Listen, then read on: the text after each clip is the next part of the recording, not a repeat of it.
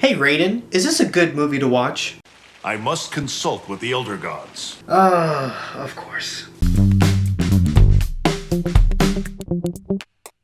So Mortal Kombat has been released in theaters and of course on HBO Max. And in this movie, Cole Young is recruited to prepare for a tournament with the rest of Earthrealm champions as they have to take on fighters from other realms. I can't believe it. We have gotten another Mortal Kombat movie. It makes my heart so happy because the last time we had a live-action Mortal Kombat movie, it went a little something like this.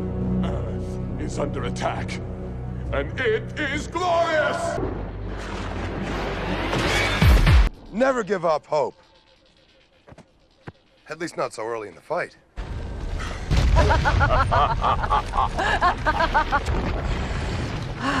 It was fun. Yes, that movie was supposed to be the fatality of the film franchise, but luckily they have turned it around, everybody has gotten to their senses, and we finally have another live-action Mortal Kombat movie. So let's start with the positives. Sub-Zero. Okay, Sub-Zero is my favorite character of all time in video games. I have a statue of him. I have always been Team Sub-Zero over Scorpion, and I'm so happy that in this movie, he is the star of the show. Like, seriously, any scene he is in, he instantly steals it. He is so good. And the actor is, of course, from The Raid. And when I heard the casting list that he's going to be Sub-Zero, I was like, oh man, this is going to be a show. I am so excited.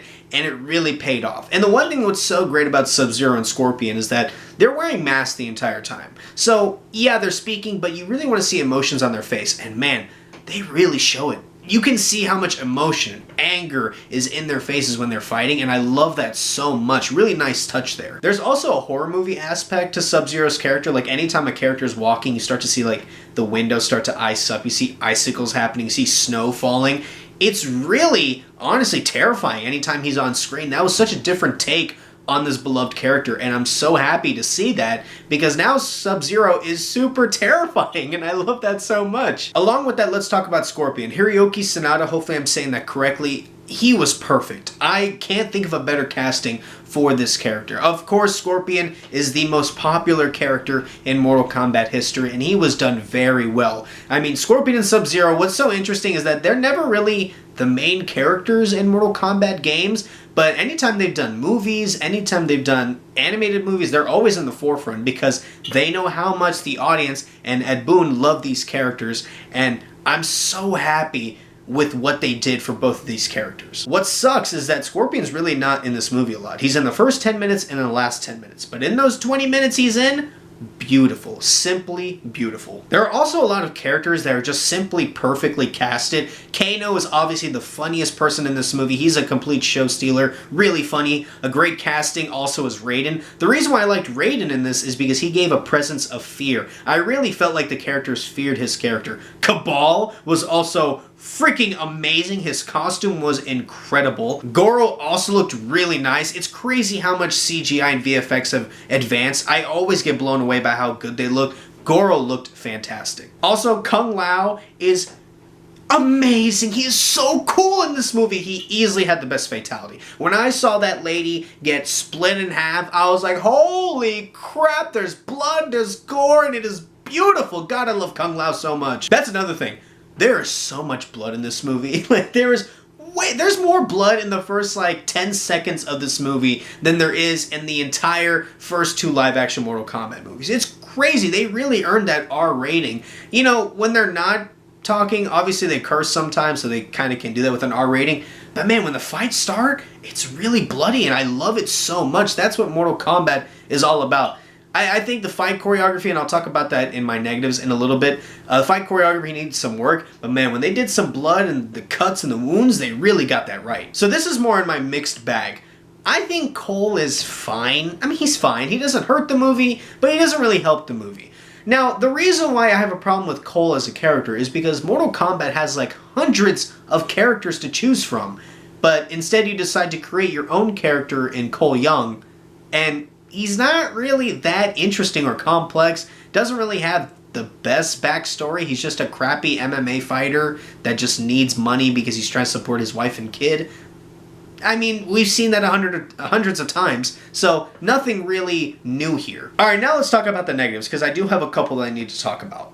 Now, I've always said that there's two types of Mortal Kombat fans. There's the gore fans and the lore fans. I've always preferred the lore part. Don't get me wrong, I love the gore. Fatalities, brutalities, animalities, babalities, friendships, I like all of them. But I've always preferred the lore.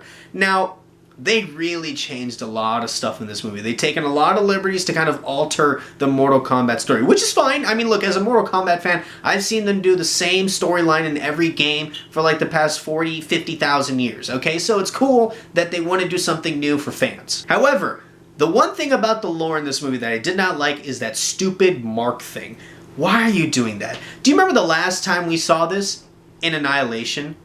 Why? Do not take anything from Annihilation. Do not take anything from it, okay? So the whole thing about the mark thing that I didn't like is that somebody could get killed and then that person would instantly get the mark. That just made no sense to me. To me, that's not really showing that you're destined to be an Earthrealm champion. That just kind of rubbed me the wrong way. I hope they kind of change that a little bit going into the next movie. I'm going to assume there's going to be more movies because at the end they kind of set up for it. And as much as I love the blood and gore, there's only like 3 good fights in this movie. The first Sub-Zero Scorpion fight, the last Scorpion Sub-Zero fight, and the Sonya versus Kano fight.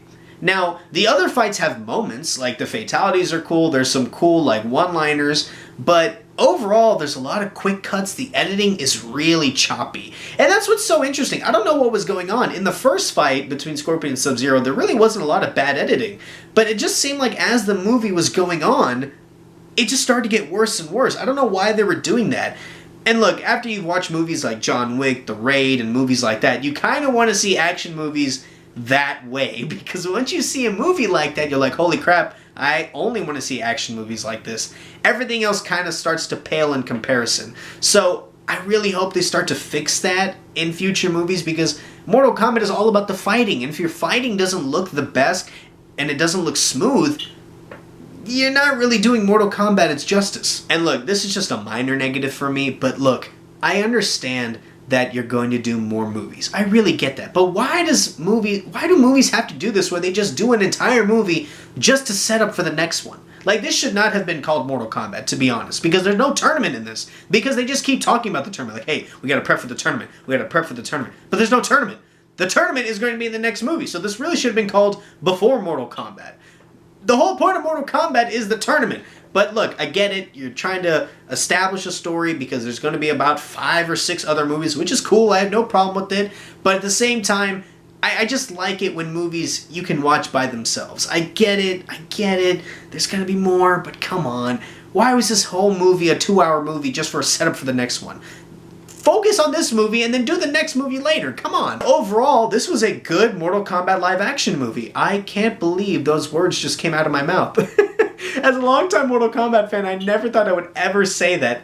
Ever. Yes, the movie does have its problems, but I really don't care. I am definitely going to enjoy this movie again and again. The characters are funny. Kano's freaking hilarious. Sub-Zero, MVP of this movie. Sonya's incredible. Liu Kang, Kung Lao, Scorpion, Raiden, Shang Tsung, they're all freaking amazing, and I'm very much looking forward to future movies. I'm going to give this movie a B+.